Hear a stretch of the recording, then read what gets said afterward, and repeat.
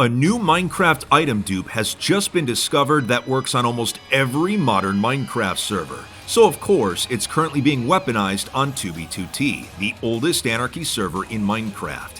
It's completely changing the server's economy and PvP meta. First, players discovered how to dupe projectiles such as tridents, regular arrows, and potion arrows thanks to an oversight in the game's code.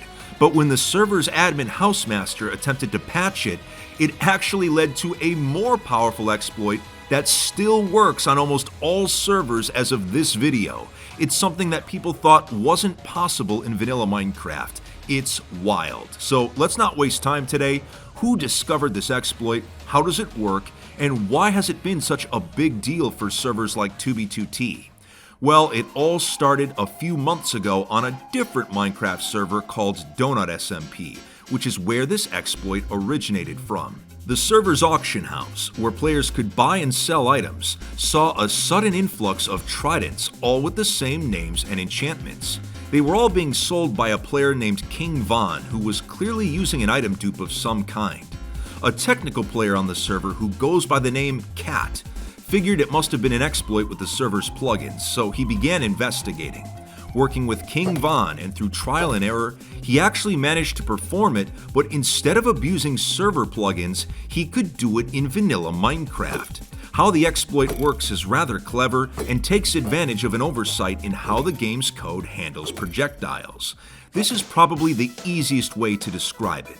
Throwing a trident involves two actions, the pullback animation and then the throw animation. Once both of these happen, your game client sends a release packet to the server, letting it know that the trident was thrown legitimately. It turns out it's possible to perform both of these actions, but then have your game client hold onto the release packet, preventing the trident from actually being thrown. So after the throw animation occurs client-side, a script moves the trident into a nearby chest or even your 2x2 crafting grid, and then sends the release packet. The server will think the now missing weapon is still in your hand, so it creates a duplicate that lands on the ground and can be picked up. Because bows also have a pullback animation, the dupe could also work with arrows of any kind. This was a major discovery, so Cat shared this knowledge with other technical Minecrafters. One of them, a player named Scientifi, decided to try the dupe on 2b2t, as the server these days is a prime testing ground for numerous exploits. Since he wasn't an active player, his first goal was to actually find a trident. The weapon isn't super common because it's in a weird place in the server's meta.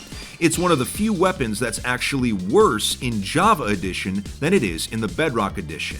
In Bedrock, an impaling trident does additional damage to anything touching water, which includes rain. But in Java, impaling only does additional damage to guardians and other marine life. It doesn't even work on the most annoying water mob. So because they are useless as an actual weapon, most 2b2t players use Riptide Tridents as a mobility tool, especially since travel exploits are sometimes possible using them. So Scientifi began asking in the public chat if anyone had some spare tridents so he could test something, and luckily he actually found a donor.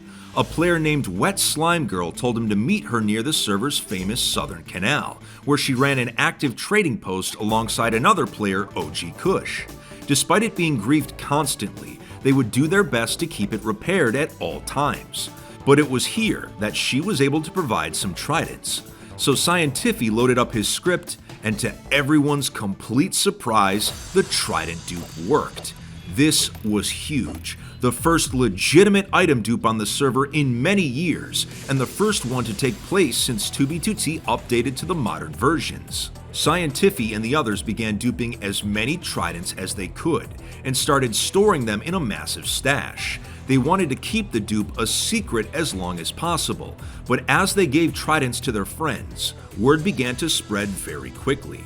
So naturally, it was only a matter of time before others came to investigate. A longtime 2b2t player and griefer named Killit had heard about what was happening on the Southern Canal. After obtaining coordinates, he sent his friend Nick to the stash in order to destroy it. Once he arrived, he attacked everyone and destroyed all of their tridents. The rumors were true. There was an active dupe. so Killit contacted Scientifi over Discord asking him about it. Scientifi agreed to show parts of it off in a video call, but he didn't realize that Killit was screen recording the entire thing, and he had seen enough to reverse engineer the exploit. So when Scientifi left the call, he was unaware that he had actually leaked the dupe. Killit sent the footage to two of his developer friends, Ionar and Laztec, and over the course of 2 days, through coding trial and error, they managed to recreate the exploit and dupe tridents. But with further testing, Ionar was able to improve it, making it possible to do with just a single trident, and was able to automate the dupe using a hack client. Now that they had a more powerful version of the dupe, it was time to cause chaos. Killit contacted a 2b2t group named the Goodfellas, who agreed to help distribute tridents all over the server on a massive scale. Players would AFK farm at a facility that could make 4,000 tridents per hour per person. These weapons would be boxed up into shulkers and then left on the roadside of all major 2b2t highways. Even though the tridents were useless weapons to established players, new ones escaping spawn for the first time could still find them very useful. The Goodfellas managed to dupe 200,000 tridents in a single evening, which completely destroyed the value of the item in the player trading economy. Once this stunt was pulled, Scientifi and his friends finally realized that the dupe had leaked. Tridents were now everywhere. The only downside is that if you wanted Riptide, you would have to remove all enchantments from the trident, but in Java Edition, this is arguably easier to do than finding the weapon in the first place. The server was enjoying their first legitimate dupe in many years, but now that this was fully public, the server's admin, Housemaster, quickly found out about it and implemented a patch to stop it. Now, normally, this is where the story would end, and the dupe would become another footnote in the server's history. But Killit and Laztec were not entirely convinced that it was patched, so they started modifying their hacks to try and find a solution.